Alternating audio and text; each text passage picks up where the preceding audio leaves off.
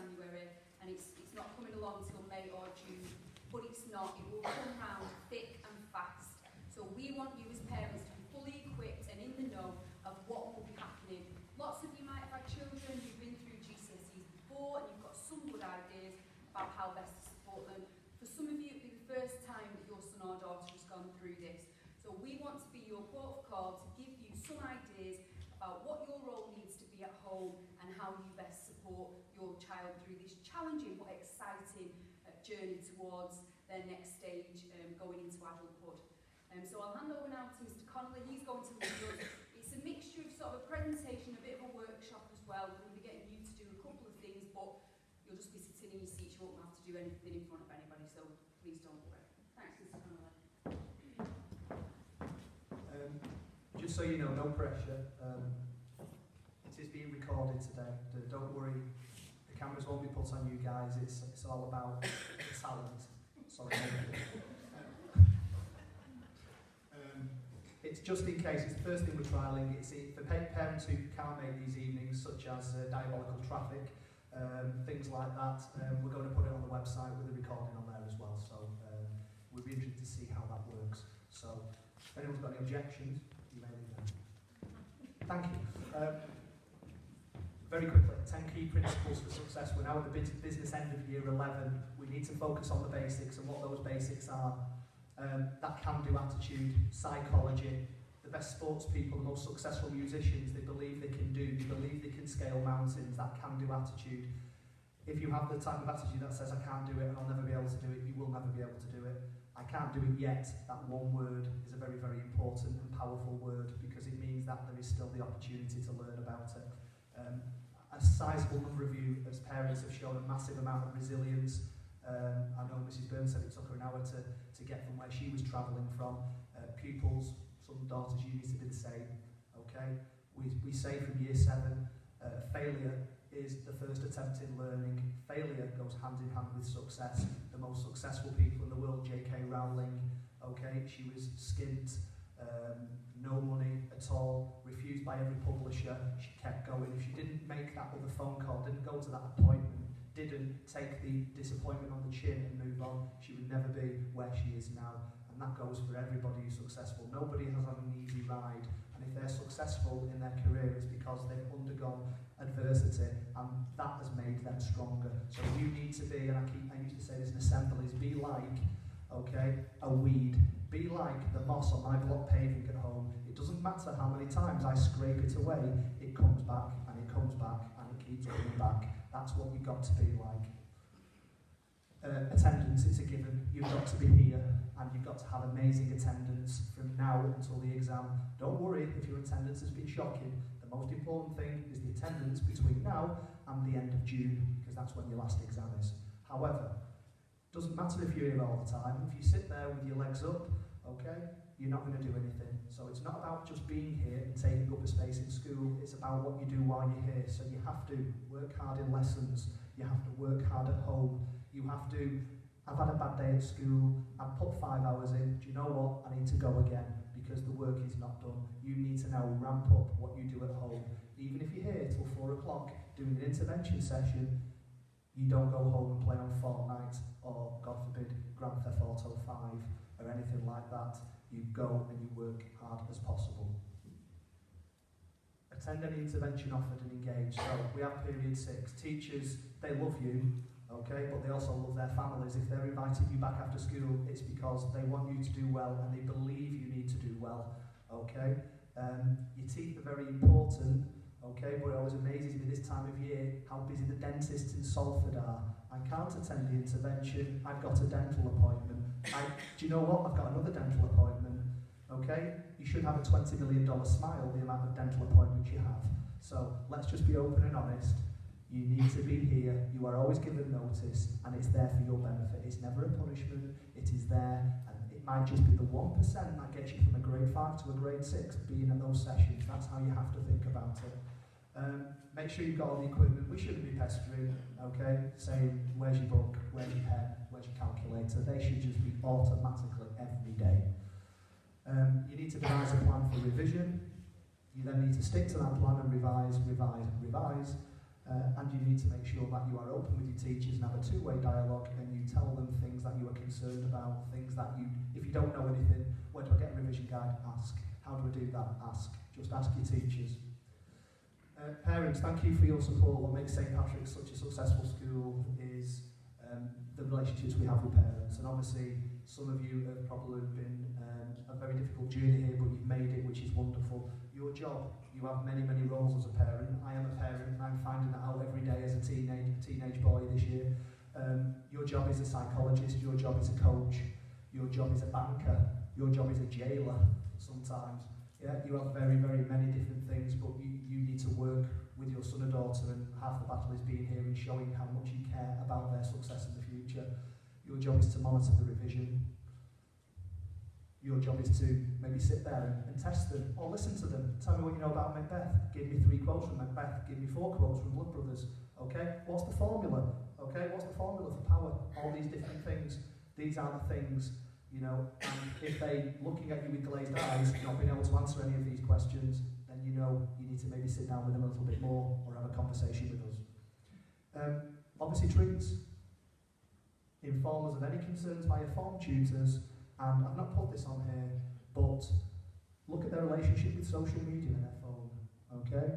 I'm going to be talking about the amount of hours of revision. Are they spending more hours on their phone? And they'll probably tell you something like, I'm doing an educational app, and sometimes they are, okay? But Snapchat and other things like that don't have many educational purposes. So don't be afraid. I know it's a very difficult decision sometimes, and that teenage rage could come out, but please don't be afraid of taking the little phone away. So how much revision? Okay? This is not pie in the sky. Okay? Now, every night, Monday to Thursday, doesn't matter what homework you get. Okay? So if you finish your homework and say, I haven't got any homework at the moment, that's not you done and dusted. You should be looking at 3 hours every evening from now on. I've put to the PPEs, but even after those PPEs, it needs to be the same. 45 minutes of work, 1 subject, 15-minute break, give yourself a treat. And you don't have to do 3 hours. You don't have to get home at 3:30 and think, right, I'm going to do this till 6:30. Space it out. Space it out. We're kind of St Patrick's, so Friday is chill day if you want. Okay, we'll let you have that off. But you need to make up for it on the Saturday and the Sunday. Our recommendation is 8 hours over the whole weekend. Now we do recognise this is a guideline, and some people have commitments that are musical, they might have to travel somewhere, etc. Okay, so we're not hard and fast about this. These are really good guidelines of what we believe are successful. So 8 hours sounds a lot of your weekend, but if you get up early, 7, 8 o'clock, have a bit of breakfast, you might be done by 10. Go and spend 3 or 4 hours doing what you need to do, 2 hours in the afternoon, you've got your evening. It is easily done. If you want to be successful, these are the things you have to do. This makes the massive difference. It's not just good enough to work hard in school, it's more important to work hard at home as well. Very quickly, I'm sure you're aware of this, but I need to come back to this. Obviously, 3 years ago in English and Maths, they brought out a new grading system that is for all subjects now, apart from BTEC subjects, which have distinction, merit and pass still. But the vast majority of subjects that your son or daughter will be doing, there'll be a numerical value, 9 being the highest of the high, 1 being the lowest. 4 is still a good grade. This is classified as a standard pass. Okay. It is the equivalent of what an old grade C is. A strong pass is a high grade C, early B, and that's what colleges are wanting for A levels and other courses as well, at the very least usually, depending on how competitive the course is. But they're just guidelines. For some of you, getting a grade 4 in a certain subject will be a wonderful achievement. In other subjects, a grade 4 will be not where you'll be looking for as well. But you've got your reports this evening, and it's up to you to look at where they are. So please tonight, look at the reports, look where the targets are, and look where we believe they are. And this is not where we believe they are right now. This is what teachers are predicting that they will get in the future. So that can change, okay? Prove your teachers wrong in some instances, but the only way you're going to do that is by working hard. I can guarantee one thing. Any report that your teacher has done, we don't play about psychologically, so to try and get you harder, even if you're working at grade 5, we won't put down a grade 2. These are realistic, they are genuine, they are accurate as we can estimates of where we think your son or daughter will end up with. The new GCSEs have got new skills. No longer is the controlled assessment safety net there anymore. Once upon a time, a pupil who might struggle in exams might go in with grade B coursework worth 30%. They might get a D in the exam. Overall, they get a grade C. Okay? That doesn't happen anymore. You're going to do an activity in a moment that will really highlight how many exams that your son or daughter will have to sit. It is significant. That's why the preparation starts now in January, and we don't leave it to 2 or 3 weeks before the real examinations. And there's a greater depth of knowledge needed. Some of A-level has been brought back down, a lot more stuff that you have to remember, but remembering and recalling stuff is not the most important fact. For example, on the science GCSE, only 15% is due to recalling things such as what does a plant do to make glucose photosynthesis. Only 15% of the exam, but in maths and science, there's an increased reliance on remembering, not giving a formula sheet, remembering significant formulas. And when you've got 30% of the physics exam being mathematically based, if you don't know the formulas, you're up a creek without a paddle if you don't know the formulas. So how can you help? All the things I mentioned before. It doesn't matter what postcode you come from. With parental support, it is 8 times more important. Okay? Where you were born doesn't determine how clever you are.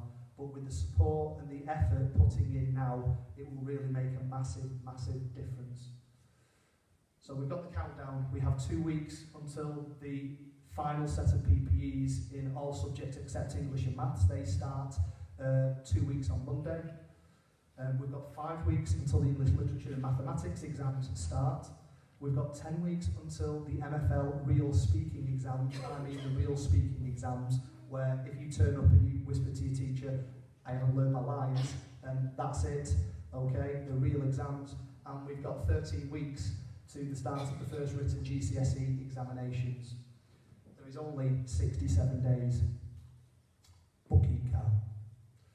So, some of the key dates here. So, on the 1st of February, which is 2 weeks tomorrow, if you do health and social, BTEC, you've not got a PPE, you've got a real examination. If you're doing art of photography, you have a 5-hour year off timetable all day to do the real examination. On Monday the 4th, I've mentioned the pre-public exams. Monday the 4th, all subjects except English and Maths. We then have the half term, which you should be working solidly over. We've then got the collect timetable week, where we take pupils off every subject apart from English, Maths and Science to focus on those 3 core subjects, which are worth over 50% of all the GCSEs, and they are followed by the final sets of pre-public examinations in those 3 subjects. Finally, Year 11 Parents' Evening on Thursday the 28th, really, really important. You get that date in your diary, try and clear anything that you possibly can that could conflict it, because that is your last opportunity to face-to-face, to speak to your teachers, to find out. And a lot can happen between March the 28th and the exams. I've seen pupils who have had an epiphany, okay, at that Parents' Evening, and have seen the light and have really upped their game, and it has made a massive, massive difference. It is never too late to change any habits you feel that are ingrained. Okay, I had a pupil who I would have bet my mortgage was going to get a grade D at that Parents' Evening, and I was so pleased that he proved me wrong somehow and got a grade B. Okay, it can be done. We've got the Easter holidays, work hard. We've got April the 29th, back to school, Easter holidays, MFL exams start. Formal exams commence in May the 13th. You've got the May holiday, which is a godsend really, because it's a week that literally gives you that breathing space in between half of your GCSEs and the second half to really, really work hard. You've got the Year 11 Maths once all your exams are done and dusted. You've got the prom 2 days later, and then hopefully we can all walk in 10 feet high knowing that you've done everything and left no stone unturned, that you're going to be successful. So, what I'm going to ask you to do now, inside your green folder, you should find a exam timetable that looks like this. We will give highlighters out now. What I'd like you to do is quickly highlight any examinations that your son or daughter is due to sit.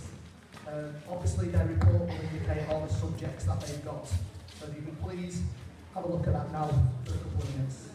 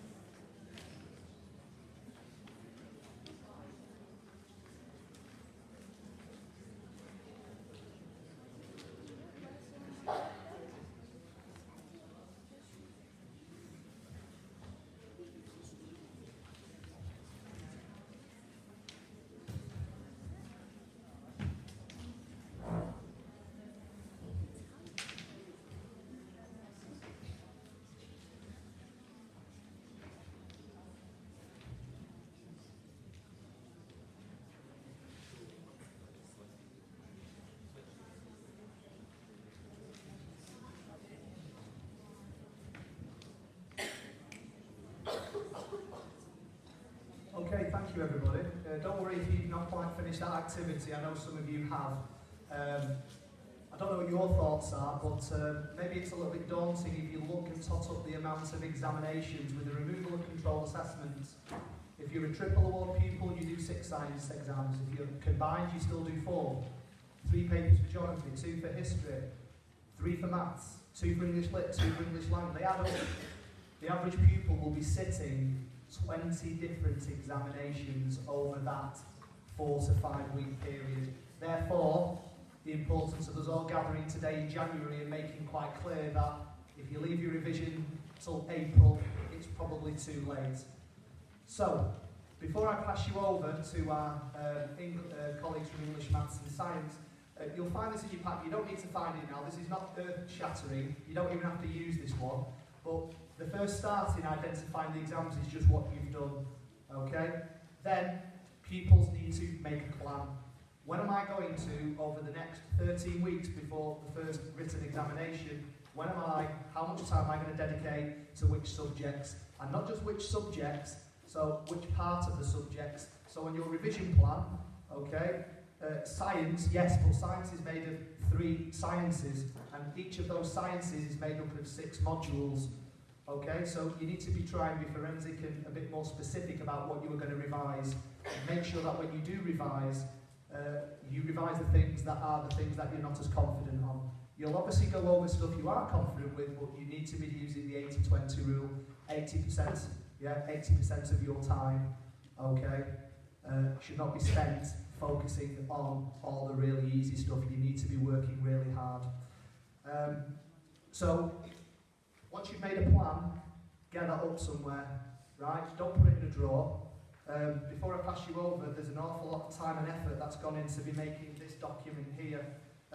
We've noticed this evening that there's a few scaling errors with mathematics, but we'll rectify this. This will go on the school website, but please, this is to be kept somewhere. Even make another copy of it, okay? Use it on a daily basis, because in here there are tips on mindfulness, how to cope with stress, revision techniques, but there is a subject-by-subject specific breakdown of where you can go, what apps you can use, what websites you can go, the course content. So please make sure that this is well funded and you are using it all the time. We're now going to break up into talking about 3 different subjects that account for over 50% of the GCSEs. So I'm going to hand you over now to one of my maths colleagues who's going to talk about, English colleagues who's going to talk about the focus in English for the next few months. Thank you.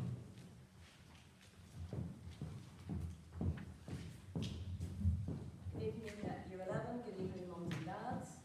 I have a few key messages for you about English. So the first thing you need to know is that English is a double award subject, and we have English language and we have English literature.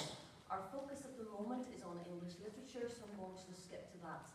In your booklet, you have information on both. I'm going to just focus on the literature. So there are 4 main texts that Year 11 are going to be examined on. The PPEs are the week beginning the 4th of March, so I believe the dates are the 5th and the 7th for paper 1 and paper 2. There are 4 texts: Willie Russell's Blood Brothers, A Christmas Carol, Macbeth, and the Poetry Anthology. The big thing that I need to tell you is that this is a closed book examination. That means that your child needs to learn the quotations they need to bring into the examination with them. We propose that there are 15 quotations needed for each of the texts that you see in front of you on the board for your child to succeed. They don't know what the question is going to be, they don't know whether it's going to be on character or on theme, but they need to be prepared for whatever question comes up in the exam. The only way that you can do that is to sit down in your bedroom and make sure that you are learning those quotations off by heart. Rather than learning them in a bulk, it's probably better to break them down in terms of character quotations, theme quotations, concept quotations into a table, and think about which ones you can use. This is a sheet that if your child doesn't have it at the moment, they can get off their English teacher. So there are quotations, key quotations on Macbeth on the left-hand side, key quotations on A Christmas Carol on the right-hand side, Blood Brothers by Willie Russell on the left, and a selection of poetry quotations there. I must stress that this is the most important thing in the literature examination. The only thing that your child will have in the examination with them is a pen. They need to have the quotations in their head. I think, as I said to my class the other day, the most difficult thing, I think, is the thought of learning quotations. But once you sit down in the evenings, and it's maybe 15, 20 minutes, little and often, just learning 2, 3, 4 quotations each evening will build up. And by the end of it, you'll have achieved a lot. In terms of how mums and dads can help, you can ask, give me a quotation from Macbeth, give me a quotation from A Christmas Carol, what's that about, what's that theme about, what's that linked in with, etc. Give me a quotation from a poem that you learned, what sort of poem could that be compared with, as a comparison essay. There are some websites that really help as well. So rather than just sitting looking through the books and leafing through the books, which is obviously something that needs done, we need to go into maybe websites. So the Macbeth one I've put at the top. Shakespeare is a very, very challenging text. Macbeth's a very challenging text. Shakespearean language. It's not everybody's preference. On the left-hand side of the screen, on the SparkNotes website, you will find the original text. On the right-hand side, you'll find the English translation. And that's really the website to go to there. I wouldn't suggest for a second that you'd sit and maybe read the text from beginning to end again, because that's not going to really help. That's going to be really daunting. I can see Paul looking at me going, no, don't suggest that. A Christmas Carol, same website, SparkNotes. Christmas Carol gives activities, it gives a breakdown of the language, it gives some context and so on. It's a really good revision tool. Blood Brothers, bbc.com, BBC Bite-Size website, really helpful for that, for tasks and for background. For analysing poetry, again, it's the Bite-Size website, and there's Seneca Learning. Most, if not all, Year 11 should have the Pixel.lit app downloaded on their phones at this point. If not, easily downloadable from the Play Store or the Apple Store, and the logins are in the booklet that you have. So mums and dads, you can easily download the same thing. You can have your son or daughters log in, and you can have a look at the leaderboard and see how they're going. They can choose quotations, characters, play a quote round, events and happenings, literature terminology. We know that technology is the way things are going at the minute, and even just sitting in the house watching the television or on the way to school on the bus, just log on to this and maybe 10, 15 minutes just accruing points and so on. Just one last thing from me. So basically displaying quotations in the areas of your houses, like on the fridge, on bedroom walls. Watch the film versions of the books maybe with your son or daughter and discuss them afterwards, discuss the plot line. Ask questions, what else do you know, etc. AO3, context. Spot checks, give me a quotation from Macbeth, tell me what it shows, give me a quotation about a particular character. Check that the Pixel.lit app is downloaded and it's being used. Maybe, as Mr. Connolly referred to, the revision timetable, making sure that the revision timetable is actually very structured and that all of the elements of the literature course are being covered. Check homework diaries for work needing to be completed, etc. If I could just go back very briefly to then the language. In the booklet that we have two sheets at the very beginning of that, and that's paper 1 and paper 2, outlining the skills needed, the questions, the amount of time needs to spend on each of the questions, the marks, the skills. And those exams will be on the 4th and 7th of June. We've already had BPs in those. Okay. The most important thing, just before I leave and pass to my maths colleague, is that the required texts have been bought and the quotations are being learned. Thank you very much for your time.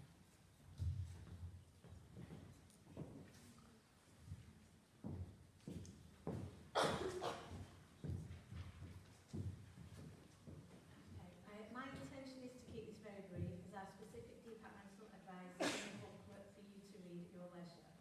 However, in a nutshell, the key to revising math is lots of practice. Those pupils who achieve their best possible grades in mathematics are those who work independently outside of the classroom. We can monitor what goes on inside the classroom, whether someone is working to their full potential, but we need your support at home to ensure that this is happening. This does not require you to be an expert at maths, to be an expert at ensuring that your child is indeed working independently. By completing the weekly maths skills homework, by regularly revisiting topics covered to ensure good recall skills, and by addressing topics they are not as confident with. Your child will know this information using their personalised topics list from the last PPE. All you have to do is to check regularly that they are accessing and using MathsWatch. You could ask them to show you a couple of times a week what they've looked at, perhaps get them to explain something that they have mastered. In the booklet, there are a couple of example revision timetables, one for foundation, one for higher. This is the bit that's not come out, and we will get that printed for you and sent out to you. This doesn't have to be done over 6 weeks. It is a 6-week revision timetable, but could be used as a checklist, so just to go through the clips and tick them off each time that they've been covered. Approximately 2 to 3 clips per day from now should ensure your child covers the whole of the course in plenty of time before their final GCSE. MathsWatch is our preferred revision tool, as we can also monitor the usage in school, but there are other internet-based resources with good revision material freely available. Some again are in the booklet. Just make sure that whatever your child is using, that they do provide answers to ensure that your child knows that they are actually correct with their work. For both tiers, there is a need for your child to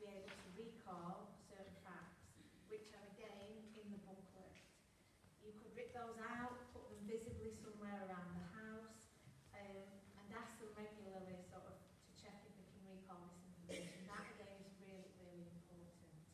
There is no formula sheet, they need to learn these facts.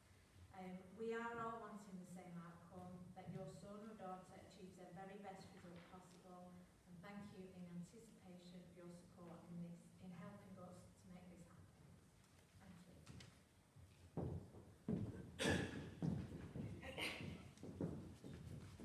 Okay, good evening. I'm Mr. Sharp from Science. I've been asked to share with you some information to help your child achieve their potential in science. So, first of all, I'll let you know about what the science exams will actually assess and then how you can support them in being successful. So this is what our science exams assess. Your child needs to be able to demonstrate knowledge and understanding of scientific ideas, techniques and procedures. So first of all, they need that knowledge. They need to know their science inside out in order to be able to demonstrate that knowledge. They also need to be able to apply that knowledge. So lots and lots of practice, answering questions, making sure that they can articulate their understanding. And they need to be able to analyse information and ideas in familiar and unfamiliar contexts, again, to show their understanding of the scientific procedures that they've worked on. They also need good skills in application of the maths in science. For that, they also need to have a scientific calculator, which most students do have, but I would recommend making sure that they've got one, and if not, they do get one.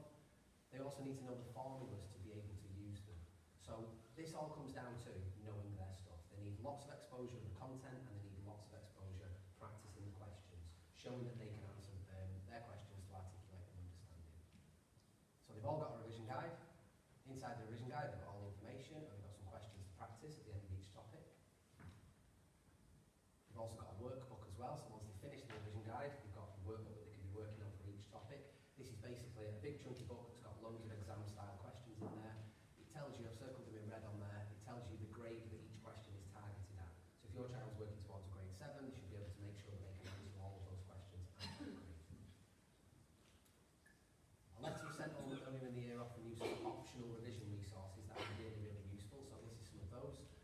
There is the Maths in Science revision guide and accompanying Maths in Science workbook. So this is the same as the content revision guide and workbook, but focused around the 20% of the examination that relies on them being able to use their maths skills in science. Other resources that are available, Tassamy, if you pay for it, please make sure that you're getting benefit from it. So please make sure that your child is using this on a regular basis if you've invested in that. Another one, a little bit more about Tassamy. There are some, this is what it looks like. So it basically breaks down the revision into manageable chunks. And you're supposed to use it 4 times a week for about 10 or 15 minutes. And it builds confidence by letting them know if they do understand something, by asking them questions. And if they don't understand something, it'll tell them, but it'll also tell them the right answer.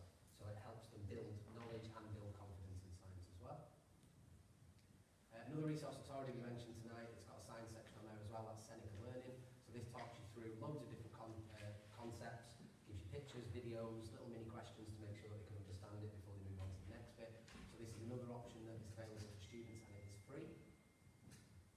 Students all have Google Classroom as well, which is a really good way of getting at PowerPoints and worksheets from teachers, formulas and that kind of thing. Also this week students were given in science a personal learning profile which shows them exactly, individually, what they should be working on between now and the upcoming PPEs. So your child was given that earlier on this week and that should help them focus their revision on that week. And finally, the last lot of PPEs that they did for science, they've got them, they've reviewed them in full in lesson, they've added all the correct answers in for anything they weren't sure of, so they've effectively got answers with exam paper, with 100% of the answers in there from the previous time. Obviously the questions will be different on the ones that are coming up and on the final exams, but they're something they should be really, really familiar with. Thank you very much for listening.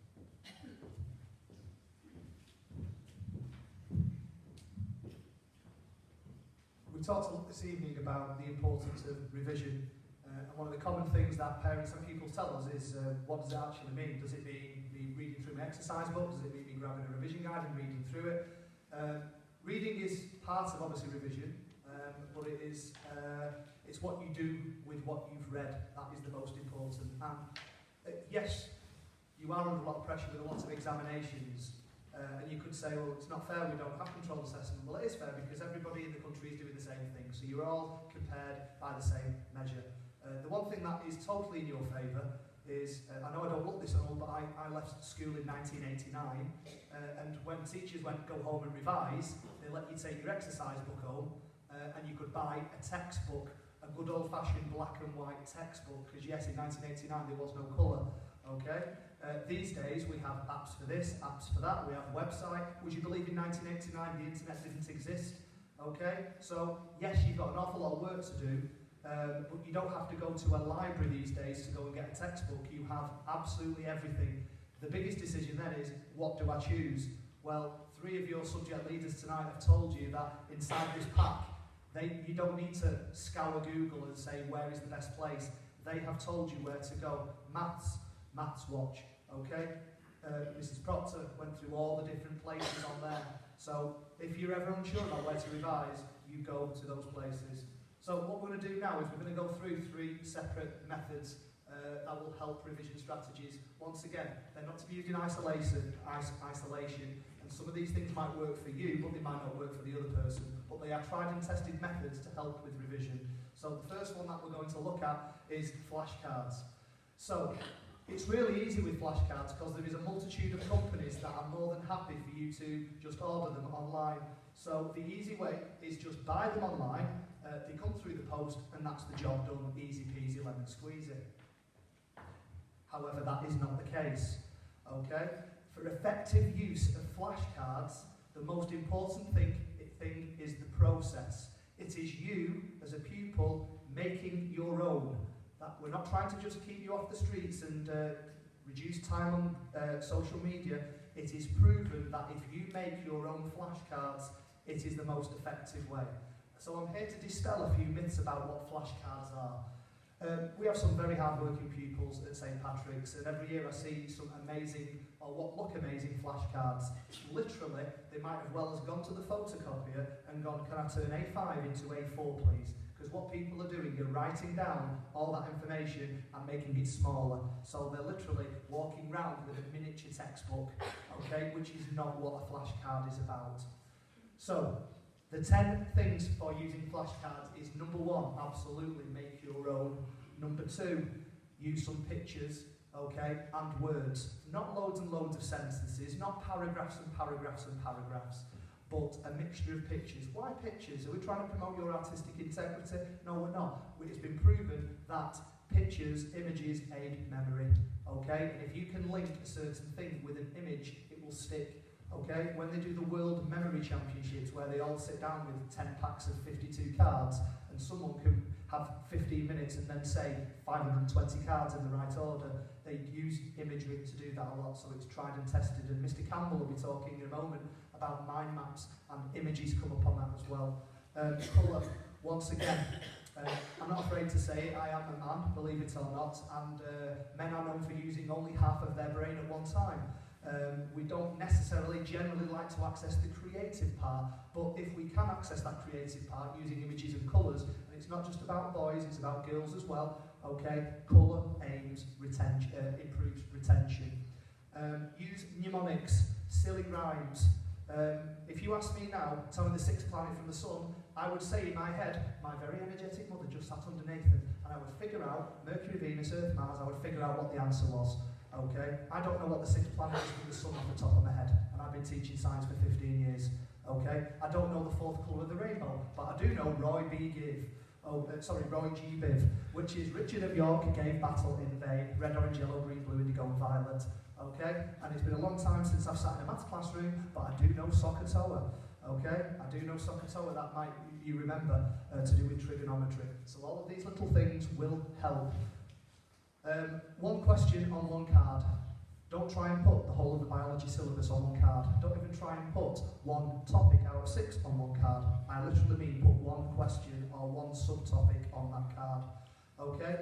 You need to break those complex concepts down, otherwise they're still a complex concept. Double-sided. Question or topic on one side, answers, prompts on the other. I'll show you an example in a minute. And say them out loud, okay? When you're walking around, say them. the blood can be flowing to your brain. Have them there. Say, yeah, don't be embarrassed, okay? Do it in the comfort of your own home, okay? But verbally say them. It will aid retention. Use them both ways. So, I'll show you one in a minute, it'll probably become clearer. And recognise that these are not the be-all and end-all. There are many, many, many other methods of revision. Okay, most of you are walking around with a £500–600 piece of equipment called a mobile phone that can take voice notes. Why not, when you're doing your Macbeth quote, speak in to your microphone, and then whenever you've got a moment, play the notes back to you. There is not one golden rule that will solve everything. Here's another example of a mnemonic or a silly rhyme to remember important information. Circle theorem in maths. All the smart cats beat the stupid rats. Okay. Here's a flashcard. Nothing mind-shattering. This is one I created. Yes, my handwriting can be that bad, but I did this before. On one side, the topic is acceleration. A few pictures there showing a van dropping oil. If it's accelerating, the drops get further apart. Okay, images help with memory. On the other side, all the key things I need to know about acceleration. I won't bore you with all of those, but you could have that card in front of you. You go, what's this about? Oh, that's about acceleration. Or you test yourself with a person. This is acceleration. Can you name me 5 things on the back of this card? There is no rules, okay? Don't let not knowing how to revise stop you revising, because you've got so many things at your disposal. I'm now going to hand you over to Mrs. Bird, who's going to talk to you about the Coogan method. Okay, just to explain the name, the Coogan method, my teacher at school, Mr. Coogan, was a history teacher, and he taught me the most successful revision technique I've ever used. And he's the brother of Steve Coogan, so it might help you remember it. I'm going to get you to have a go at this. It'll take us 2 or 3 minutes, and you've been listening for a long time, so it might give you a little break. Firstly, the first 2 things you would do with the Coogan method is you draw up a list of all the things you need to revise. So that might be from every single subject, and that will take quite a while, but then you know where you're going. You've got a map as to what you need to do. Then, of all the list of all the topics you want to revise, you choose, what's my topic I'm revising tonight? Then you spend 10 minutes revising that particular topic, and we're going to have a go in a second, by writing little notes, bullet points. Then change the notes slightly, condense it, make it a bit shorter, so it goes through your head and you process it. And you do that for about 10 minutes, and it is useful to time yourself so you don't lose track of the time. Then, once you've written those notes for 10 minutes, and you've wrote them and rewrote them and changed them slightly so they've gone into your brain, you put those notes to one side and hide them, and you don't look at them. Get a fresh piece of paper or turn over your page, however you want to do it, and you spend 5 minutes trying to write down everything you've just tried to remember. Okay? Once that 5 minutes is up and you've tested yourself, you then compare your original notes to your test notes. Have you managed to remember everything? It's really, really simple. And those things you have remembered, you pat yourself on the back, tick it off your list, I've done it. Those maybe small points you've not remembered, you write those out 3 times again to try and get them to go into your brain. And then you decide, have I learned this topic? Yeah, there was only one thing I didn't know, I can tick it off the list, or no, I really struggled with that, I need to go again for another 15 minutes. You do it in chunks of 15 minutes, and then after an hour, you make sure you take a break. And that's whatever you want to do. It might be to go and have a cup of tea and a Kit Kat, might be to go on Facebook, might just be stretch your legs. Whatever you want to do, after an hour, you stop, 10-minute break, and then you get back to your 15-minute session again and test yourself. So, in your packs, this take us 2 or 3 minutes, just so you've gone through the process yourself. You should find this slide and some post-it notes and a pen.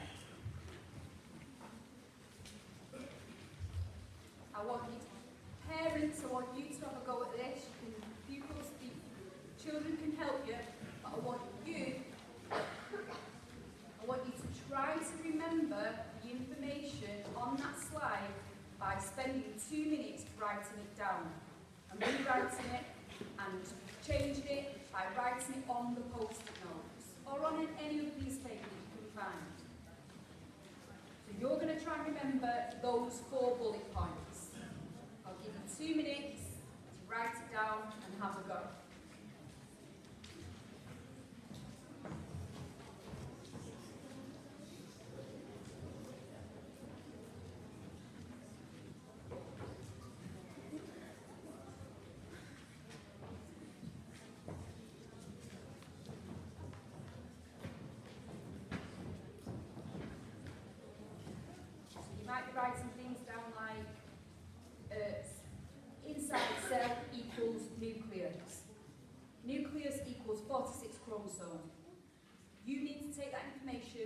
and make it shorter.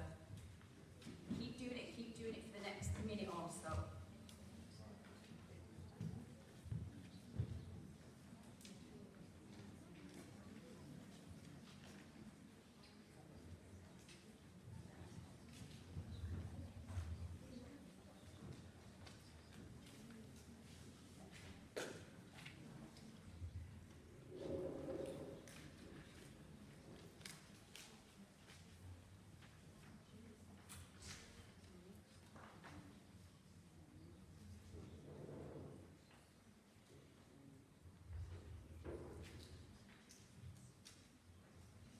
Change it, whatever you've written down, change it, rewrite it, make it shorter. Don't just stare at it and read it, it will not go in your brain. You've got to process it.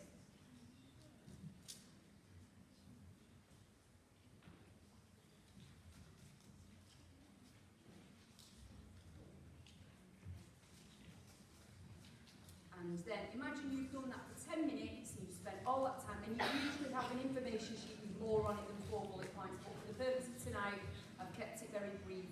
So now, turn over your post-it notes you've been writing on, hide it, I'll hide that, and I want you now to test yourself. What can you remember from what you've just done? Let's see if you can remember just one thing.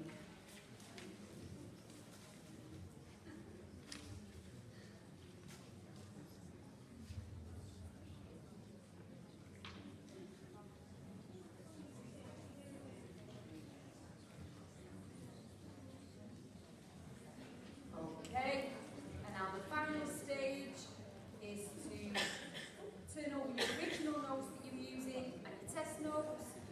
How much have you remembered? And how many of those 4 bullet points do you need to write again 3 times so it goes into your brain? How did you do, Lewis?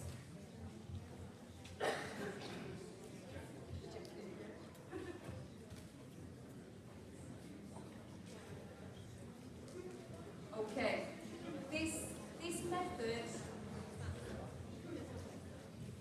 method obviously needs practice. I wanted you to have a very, very quick go so that you understand how to do it.